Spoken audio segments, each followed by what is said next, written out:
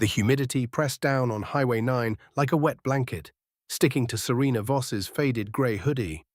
She gripped the wheel of her nondescript Chevrolet Malibu, eyes scanning the road while thinking about the months she'd spent undercover investigating the Pine Creek Police Department.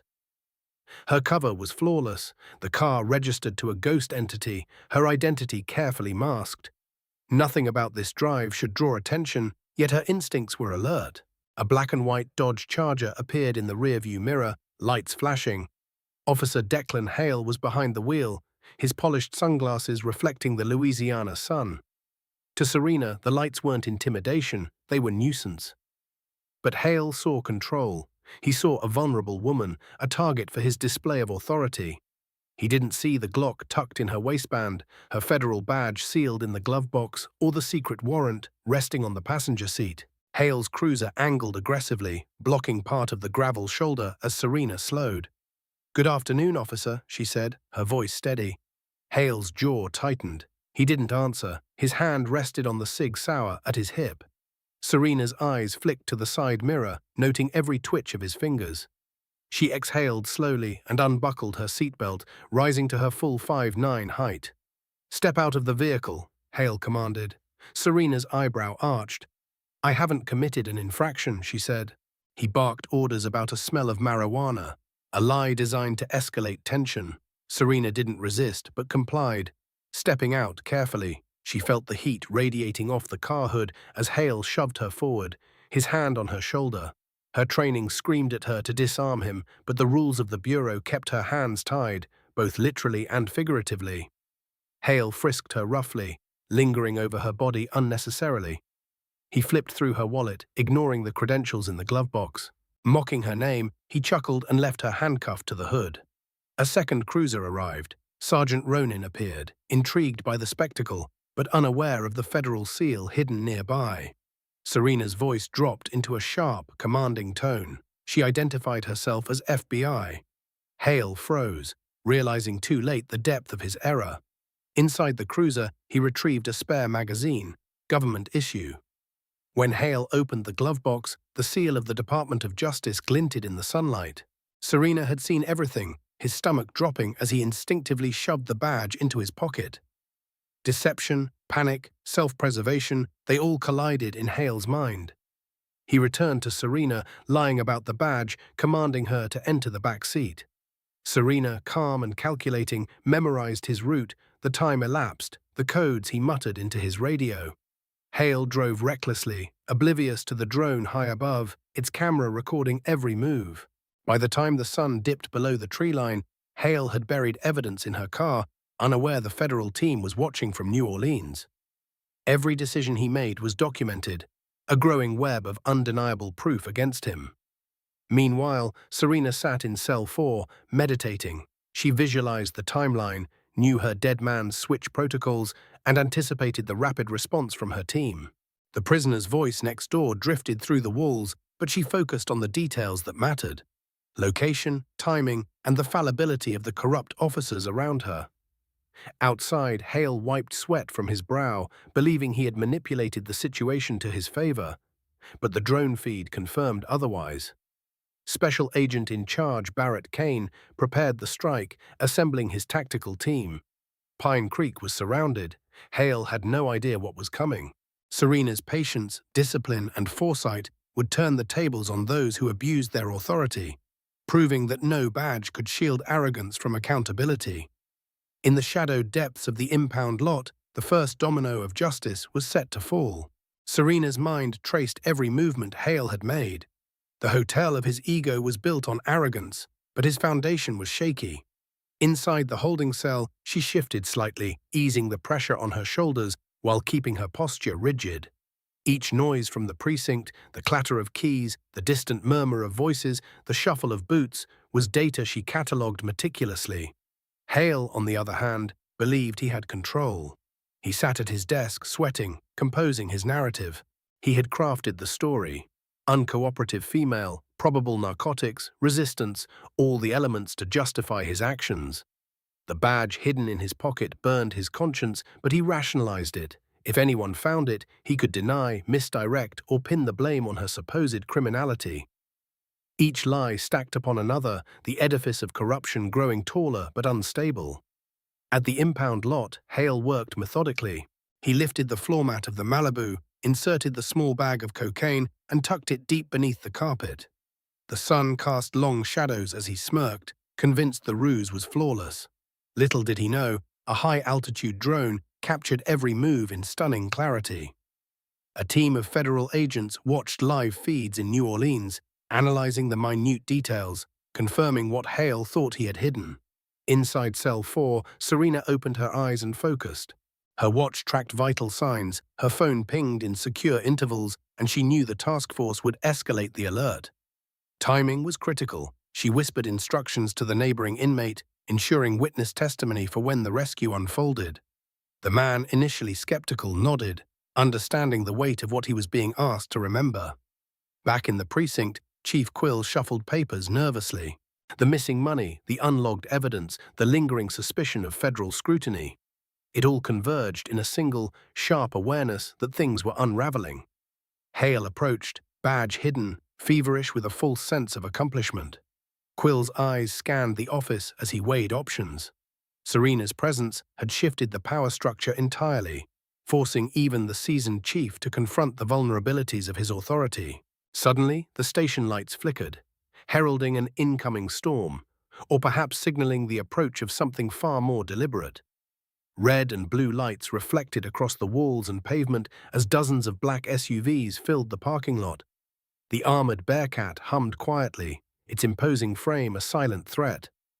A helicopter hovered above, its spotlight slicing through the dusk, revealing every corner of the compound.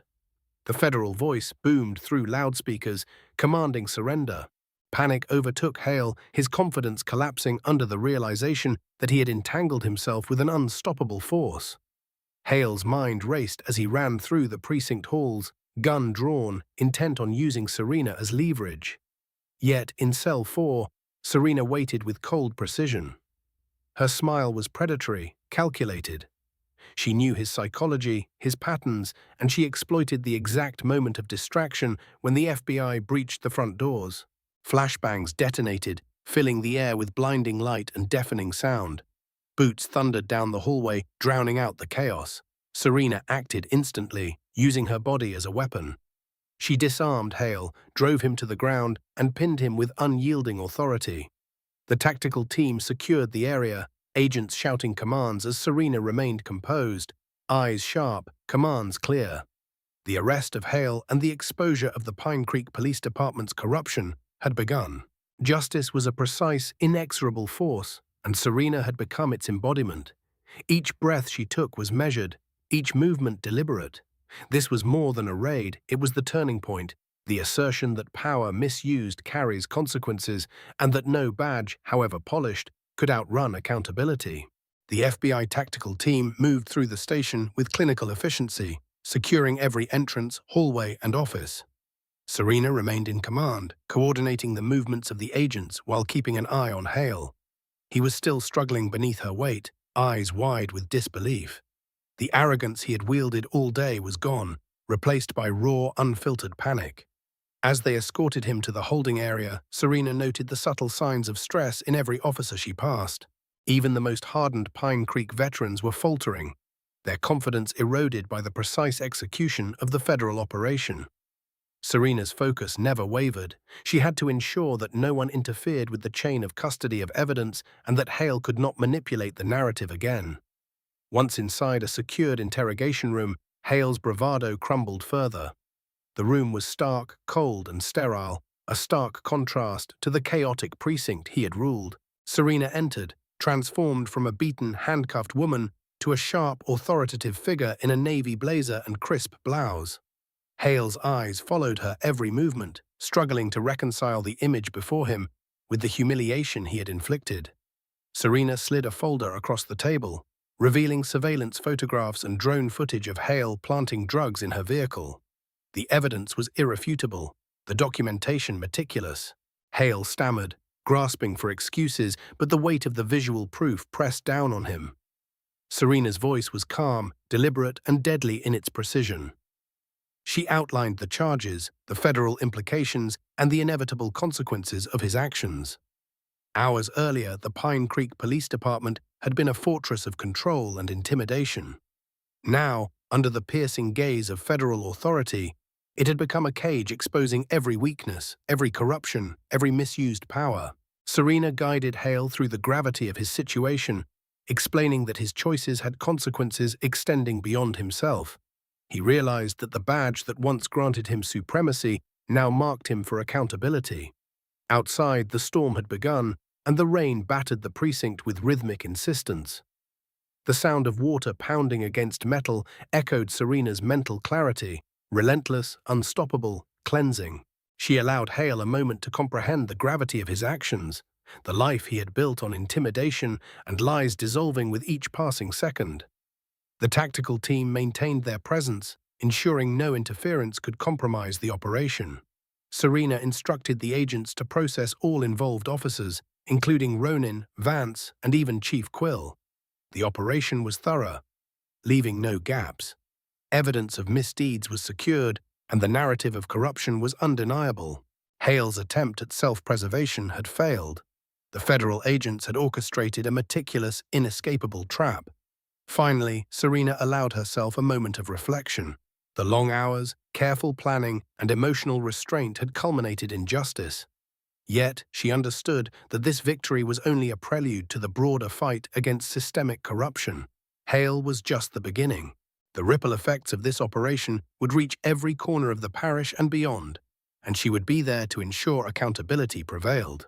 The morning after the raid, the Pine Creek Precinct was a hushed shell of its former self. Officers once emboldened by power were now silent, processed through the meticulous procedures of the FBI. Serena oversaw the operation with precise authority, ensuring that every piece of evidence was catalogued and no detail overlooked. Hale sat isolated, the gravity of his actions pressing down with the weight of inevitability. Federal agents escorted him into the processing center, stripping him of the uniform that had been both armor and weapon. The orange jumpsuit was scratchy and ill-fitting, the reality of incarceration tangible with every step. Hale's mind raced, but he found no solace in excuses. The photographic and audio evidence would ensure accountability, leaving no room for denial. Serena observed quietly, noting the subtle breakdown in his composure, the shift from overconfidence to fear. Back at the precinct, Chief Quill's office had been emptied, documents shredded, and his authority neutralized. The strategic breach and evidence collection ensured that he could no longer manipulate the narrative or protect his corrupt team. The operation was as much about dismantling systemic corruption as it was about holding Hale accountable. As Hale sat in the interrogation room, Serena presented the full scope of the evidence: photographs, drone footage, audio recordings, and witness statements. Each piece meticulously linked his actions to the conspiracy of corruption. Hale tried to argue entrapment, but Serena calmly dismantled every point, highlighting the undeniable proof of his own choices and behavior. The power dynamic had shifted irrevocably. Serena now held control. In a separate observation room, Special Agent in Charge Barrett Kane and his team monitored the operation. The coordination, timing, and execution of the raid had been flawless, ensuring minimal risk to agents while securing maximum evidence. Kane reviewed the surveillance, noting Serena's strategic precision and the effectiveness of her communication with both her team and the captured officers. Outside, the storm subsided, leaving the precinct soaked but unbroken. The symbolic cleansing mirrored the dismantling of corruption within the department. Each officer processed through federal custody was a testament to accountability, enforced with both authority and strategy. Serena's leadership ensured that justice was both visible and unassailable. Finally, Serena stepped back, allowing the tactical team to complete their sweep. Hale's panic had transformed into resignation, understanding that every choice had consequences and that systemic abuse of power would not stand unchallenged. This operation was a turning point, setting a precedent for transparency and integrity within law enforcement. Serena had orchestrated not just a raid, but a meticulous, enduring statement about justice and accountability, demonstrating that no badge could shield misconduct from consequence. By midday, the federal processing of Pine Creek's officers was nearly complete. Serena watched as Ronin, Vance, and even Quill were catalogued, their badges and personal effects logged as evidence. Each movement, every submission was precise, leaving no room for misinterpretation or corruption. Hale, stripped of his uniform and standing in stark exposure, felt the crushing weight of his misjudgments. Serena stepped into the interrogation room, her posture calm and authoritative. The sterile lighting cast sharp shadows across the walls, emphasizing the clarity of the situation. Power had shifted, and accountability was absolute. Hale's attempt to rationalize his actions with his previous authority fell flat under the clear evidence now presented. Hale's mind raced with fragments of rationalizations, but each was silenced by the documentation Serena laid before him. Photographs showed the planting of drugs, drone footage confirmed the manipulation of the impound lot, and audio recordings captured every instruction and deceit. There was no ambiguity. The room itself became a theater of inevitability, a place where every prior abuse of power was laid bare. Serena's voice was calm yet firm. She outlined the legal consequences, the potential charges, and the implications for the Pine Creek Department. Hale's eyes widened as the reality of his exposure sank in. His previous control, built on intimidation and fear, had dissolved completely under the meticulous orchestration of federal procedure. Outside the interrogation room, Kane and his team coordinated the final steps. The agents ensured that the transfer of evidence, the custody of officers, and the securing of the precinct were executed flawlessly. Each officer processed and accounted for, leaving no possibility for cover-ups or further corruption. Serena reflected briefly, the weight of the operation tempered by her focus on the systemic implications. This was more than punishment for Hale. It was a statement to every officer and administrator that abuse of power would be met with thorough and uncompromising justice. The integrity of the operation reinforced the Bureau's commitment to transparency, setting a precedent for federal accountability. As Hale sat restrained, the full consequences of his choices were unmistakable. The badge that once conferred respect and fear now symbolized the cost of arrogance. Serena's planning, strategy, and composure had transformed a single federal agent's resilience into the unraveling of an entire corrupt network. Justice, meticulously documented and strategically executed, had prevailed. The courtroom in Baton Rouge was packed, the tension palpable as the trial of Declan Hail commenced. Reporters jostled for space, their cameras capturing every nuance while spectators whispered anxiously. Serena Voss sat in the front row, her badge visible, exuding a calm authority that contrasted sharply with Hale's trembling presence. The prosecutor began by presenting the meticulously gathered evidence. The drone footage showing Hale planting drugs, body cam recordings of the traffic stop, and audio capturing the instructions from Chief Quill. Each exhibit was introduced with a precise chronology, leaving the jury no room for doubt. The scale of corruption and the brazenness of Hale's actions became immediately apparent. Hale attempted to defend himself, citing procedural misunderstandings and supposed miscommunications. Yet Serena's testimony was direct and unwavering. She recounted the timeline, her observations, and the immediate risks posed by Hale's abuse of authority. Every detail was reinforced by corroborating evidence, demonstrating not only Hale's misconduct, but also the systemic failures that had allowed it to persist. Witnesses from within Pine Creek PD, including dispatcher Nadia, provided emotional testimony. Nadia's accounts revealed the casual normalization of abuse within the department and the culture of complicity. Her voice quivered as she described the coded language officers used to justify illegal searches, lending credibility and human context to Serena's structured narrative. Forensic experts confirmed the integrity of the planted evidence, underscoring the premeditated nature of the crimes. The jury could see the direct link between the planted cocaine, the manipulated evidence logs, and Hale's deliberate actions. Serena's calm and precise delivery contrasted sharply with the chaos of Hale's previous behavior, highlighting the stark difference between disciplined federal procedure and local corruption. Throughout the proceedings, Serena maintained her composure, observing the jury's reactions, noting their understanding deepen with each exhibit and testimony. Hale's confidence eroded, replaced by visible fear and regret. He realized that the system he had attempted to manipulate was now operating with precision, leaving him entirely exposed. By the end of the day, the evidence was indisputable. The jury, having seen both the meticulous federal operation and the human testimony confirming corruption, was left with no doubt about the severity of Hale's actions. Serena's careful orchestration, both in the field and in the courtroom, had ensured that justice would be served and that the Pine Creek scandal would become a national example of accountability in law enforcement. The next morning, the courtroom resumed, Serena Voss taking the stand with a presence that commanded attention. She recounted the full sequence of the traffic stop, the intimidation, and the planting of evidence, each detail supported by surveillance and audio recordings.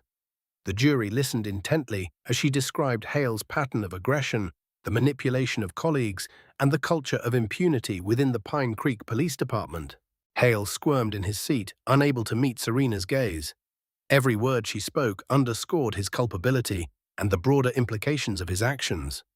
The defense attempted to frame him as overzealous but misunderstood, but the combination of recorded evidence and witness testimony left little room for alternative interpretations. Serena detailed how Hale's misconduct endangered citizens and compromised investigations, illustrating the broader societal risk of unchecked authority. The jury could see the stark contrast between disciplined federal procedures and the chaotic, abusive conduct exhibited by Hale.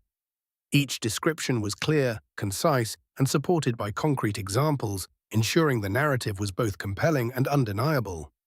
Dispatcher Nadia's testimony reinforced Serena's account, highlighting the normalized abuse of power and the coded language that masked illegal activity. Her voice, both emotional and precise, revealed the systemic nature of corruption within Pine Creek, demonstrating that Hale was not merely an isolated case, but a product of an environment that tolerated misconduct. Forensic experts confirmed the authenticity of the planted narcotics and the chain of custody. Hale's actions were shown to be deliberate, premeditated, and supported by manipulation of department resources. The courtroom saw the full scope of the operation, including evidence of Hale's attempts to obstruct justice by deleting body cam footage. As the day progressed, Serena maintained her poise, guiding the jury through complex sequences and ensuring the clarity of every point. Hale's attempts to intervene or justify himself fell flat, his narrative collapsing under the weight of objective, meticulously documented evidence. By the end of the session, the case against Hale was overwhelming. The jury had been presented with irrefutable proof of his misconduct and the systemic failures of the Pine Creek Police Department. Serena's methodical presentation of facts, combined with her professional demeanor, had transformed a single officer's criminality into a clear and compelling indictment of corruption, ensuring that justice would be served. As the trial entered its second week, the courtroom atmosphere intensified. Serena Voss methodically presented each piece of evidence, highlighting the deliberate actions of Hale and the systemic failings within the Pine Creek Police Department. Every photograph, drone recording, and audio file was meticulously time-stamped, leaving the jury with a coherent narrative of abuse, deceit, and premeditation. Hale's posture grew increasingly slumped. The initial bravado that had carried him through his career had evaporated. Each witness called to the stand reinforced Serena's account. Dispatcher Nadia's emotional testimony exposed the departmental culture, detailing how illegal searches were rationalized and how officers manipulated their authority without oversight. Her words struck a chord with the jury, connecting Hale's individual misconduct to broader systemic corruption. The prosecutor emphasized the premeditation behind the planting of narcotics, the deletion of body cam footage, and the attempts to obstruct justice. The jury observed Serena's calm, precise delivery, which underscored the contrast between her professional discipline and Hale's chaotic, self-serving behavior. Each fact she presented was backed by irrefutable evidence, making the case against Hale compelling and undeniable. Serena also detailed the broader implications of his actions, how his abuse of power endangered civilians, compromised investigations, and undermined public trust. She articulated the psychological and social consequences of unchecked authority, making the jury fully comprehend the gravity of Hale's misconduct. Throughout the proceedings, Serena maintained control of the narrative, guiding the jury through complex sequences of events while remaining composed under the weight of the emotional testimony and media attention. Hale, in contrast, was visibly unraveling, realizing the full extent of his culpability and the consequences awaiting him. The court observers noted Serena's ability to weave both factual precision and emotional clarity into her testimony. Her account transformed from a straightforward presentation of events into a vivid illustration of systemic abuse, highlighting not only Hale's personal failings but also the structural weaknesses that enabled such misconduct. By the end of the day, the jury had been exposed to a full, undeniable portrayal of corruption, manipulation, and abuse of power. Serena's combination of strategic preparation, meticulous attention to detail, and unwavering professionalism left no doubt that Hale's actions were both deliberate and consequential. The stage was set for a decisive verdict, a moment of accountability that would resonate beyond the walls of the courtroom. The courtroom was silent as Serena Voss took the stand once more, her presence commanding attention. She explained in detail how Hale had manipulated evidence, planted narcotics in her vehicle, and attempted to cover his actions through deliberate deception.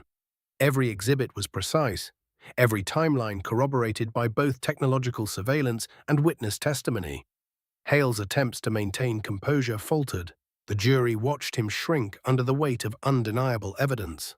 Serena's calm and methodical delivery contrasted sharply with his panicked demeanor, emphasizing the severity and premeditation of his misconduct.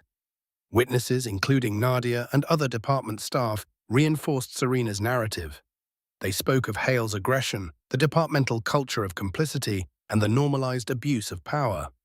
The courtroom could see the systemic issues that had allowed such misconduct to persist unchecked. Serena outlined the broader societal implications, the risks to civilians, the undermining of public trust, and the potential jeopardy to other investigations.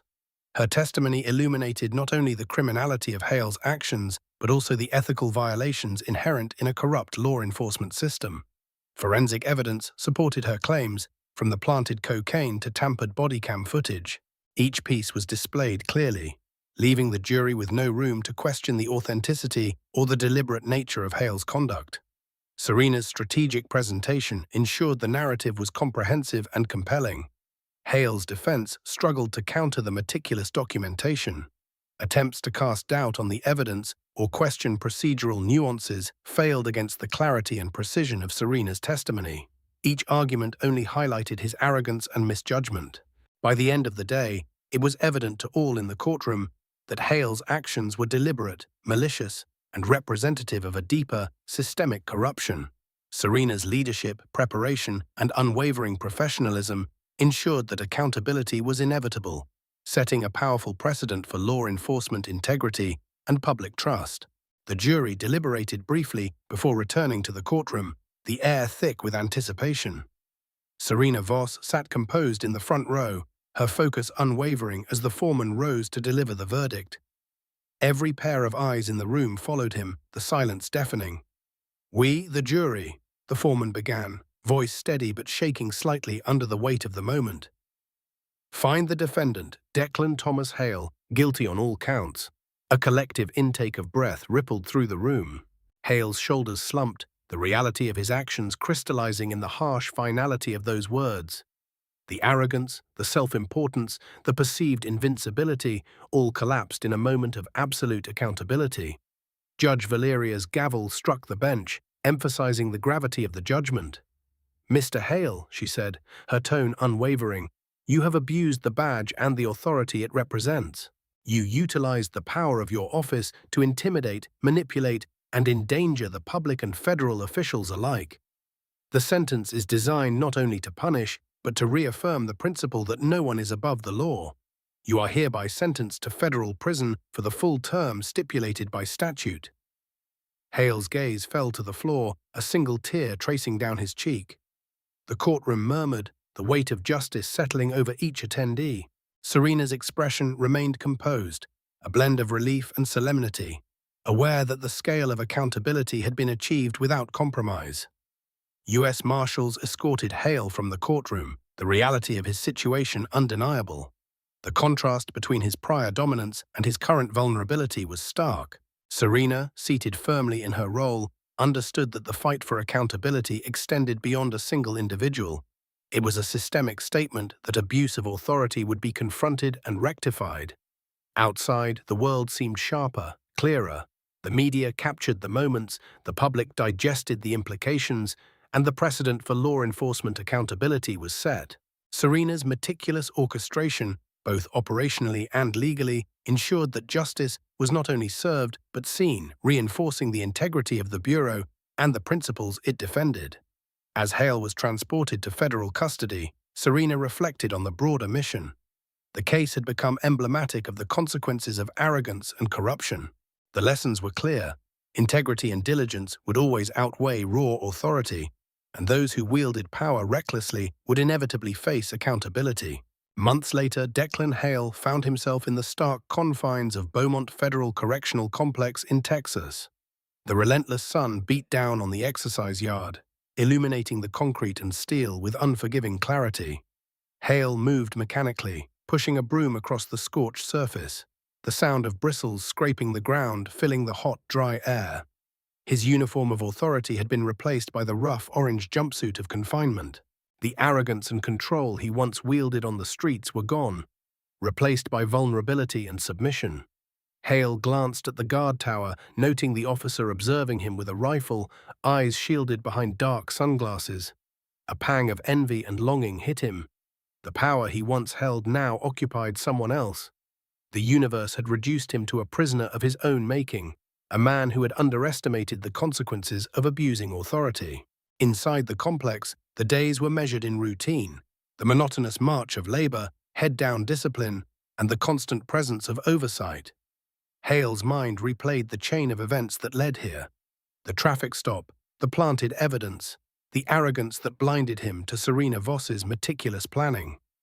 Each memory was a reminder of choices made, of power misused, and of the consequences that had followed. Thousands of miles away, Serena Voss sat in her office in Washington, D.C., the plaque on her door reading, Deputy Assistant Director, Internal Affairs Division. Her view overlooked the Capitol building, a symbol of accountability and governance.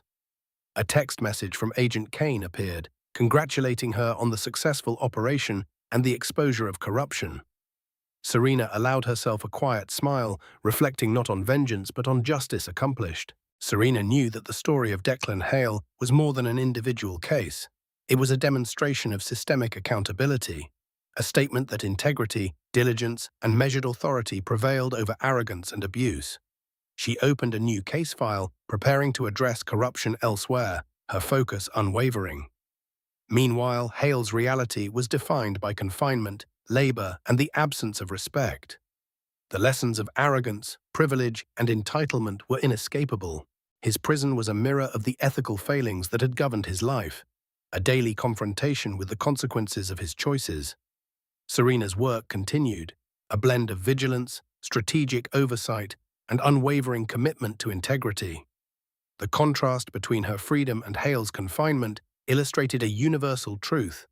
The shield of authority is temporary when wielded recklessly, and accountability, though sometimes delayed, is inevitable. Years later, Serena Voss reflected on the journey from Pine Creek to Washington, D.C. She had navigated a path of danger, deception, and high-stakes investigation, emerging not only victorious but reinforced in her commitment to justice. Each operation, each confrontation had reinforced a simple truth. Authority without accountability was dangerous, but discipline and integrity could dismantle even the most entrenched corruption. In her office, she reviewed intelligence reports from Miami, monitoring potential internal corruption within local law enforcement agencies. Her eyes, sharp and discerning, scanned each document with the precision of a seasoned investigator. The lessons from Pine Creek guided her approach. Meticulous documentation, anticipation of deceit, and the unwavering application of law and ethics. Meanwhile, Declan Hale's life was confined to the routines of federal incarceration. The orange jumpsuit, the regimented schedule, and the constant oversight provided a stark contrast to his previous life of perceived power. Every day was a reminder of choices made, of arrogance unchecked, and the consequences that inevitably followed. Hale had become a cautionary example, his narrative serving as a teaching moment for both law enforcement and the public. In the broader context, Serena's leadership and strategic execution had sent a ripple through law enforcement circles. The fall of Pine Creek's corrupt unit was studied, analyzed, and cited as an example of accountability, enforced with precision and professionalism. Her actions reinforced the message that no badge or position could shield misconduct from scrutiny when federal oversight was applied effectively.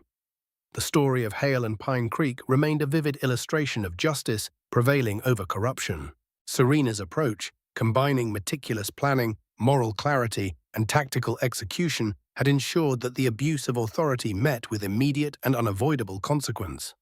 Her career continued, marked by vigilance, integrity, and the relentless pursuit of systemic accountability. As Serena prepared to deploy teams to investigate other instances of corruption, she considered the broader implications of her work. Each intervention strengthened public trust, demonstrated the consequences of abuse, and reinforced the foundational principle that law enforcement exists to serve, not dominate. The memory of Pine Creek and Hale's downfall remained a guiding benchmark for her ongoing mission. The fallout from Pine Creek continued to resonate across law enforcement circles and the public consciousness.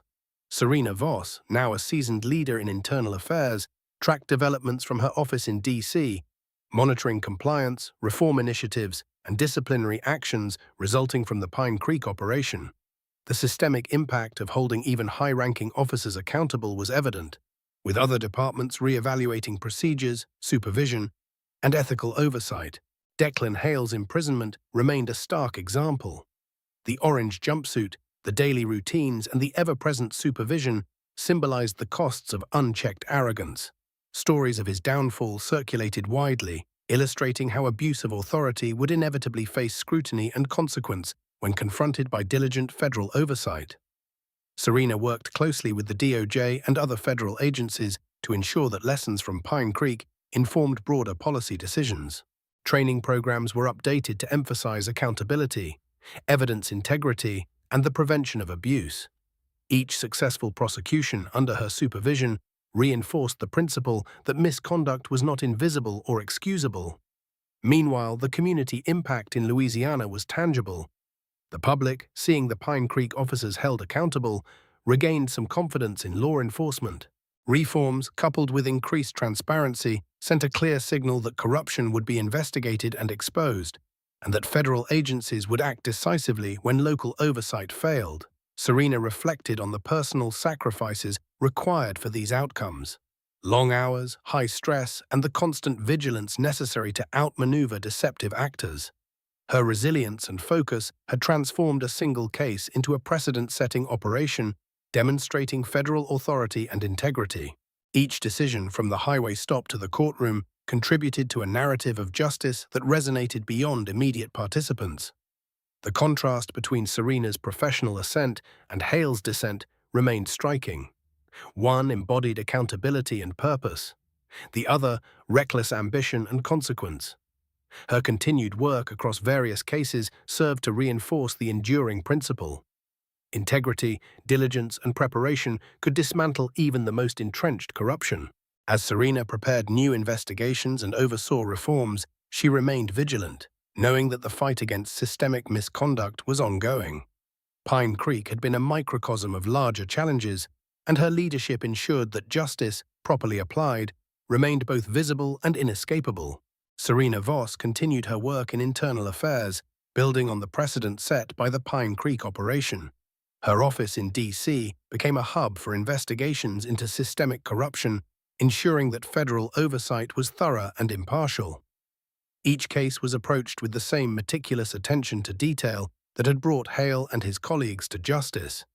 Declan Hail, now serving time in the federal penitentiary, adapted to the structure and discipline of prison life. The routines were harsh but predictable. His reputation as an officer was obliterated.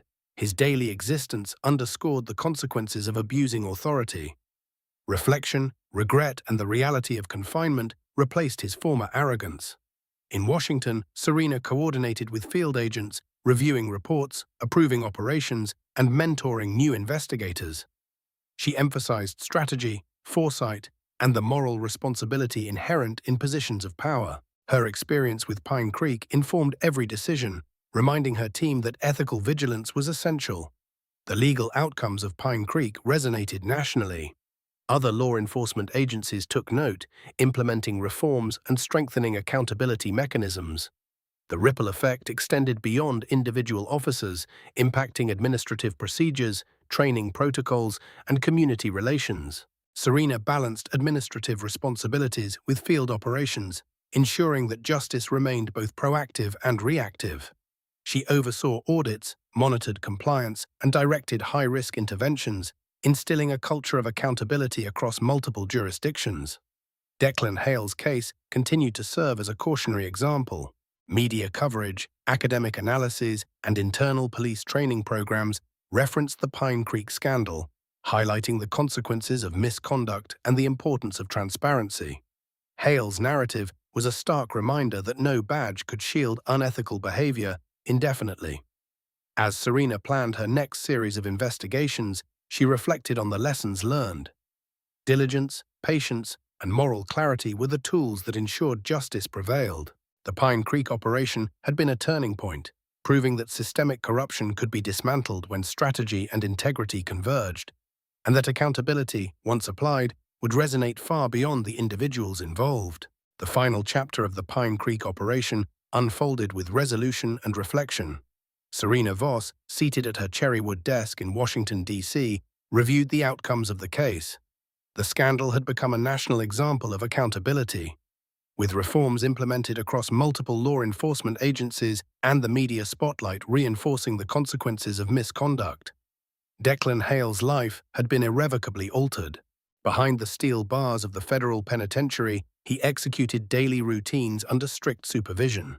The power and privilege he once wielded on the highways and streets of Louisiana had been replaced with discipline, labor, and the stark reality of accountability.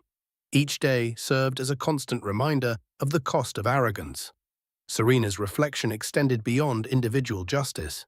She considered the broader systemic impact of the Pine Creek operation, the changes in departmental oversight, the improved transparency, and the restoration of public trust. Her strategic planning and unwavering adherence to ethical standards had transformed what could have been a localized scandal into a model of federal intervention and reform. The operation's ripple effects were clear. Officers and administrators nationwide recognized the importance of accountability and the risks of abusing authority. Training programs incorporated lessons from Pine Creek, emphasizing integrity, diligence, and the consequences of unethical behavior. Serena's leadership had set a precedent, showing that thorough preparation and moral clarity could dismantle even entrenched corruption. As Serena prepared for her next series of investigations, she recognized the ongoing nature of her work. Corruption and abuse of power were persistent challenges, but her team was equipped with the tools, knowledge, and discipline to confront them effectively. Each case reinforced the principle that authority must be exercised responsibly and transparently. Declan Hail's downfall remained a cautionary tale. His experiences illustrated that no badge could serve as a shield against accountability. Serena understood that her work was far from complete, but the Pine Creek operation had proven that justice, when executed with precision and integrity, could prevail. Serena looked out over the Capitol, her mind already mapping strategies for upcoming investigations. She knew that vigilance, preparation, and adherence to ethical principles were essential. With a quiet sense of satisfaction, she leaned back in her chair and whispered to herself, "Let's go to work." Subscribe to the channel, leave a comment, and share this video.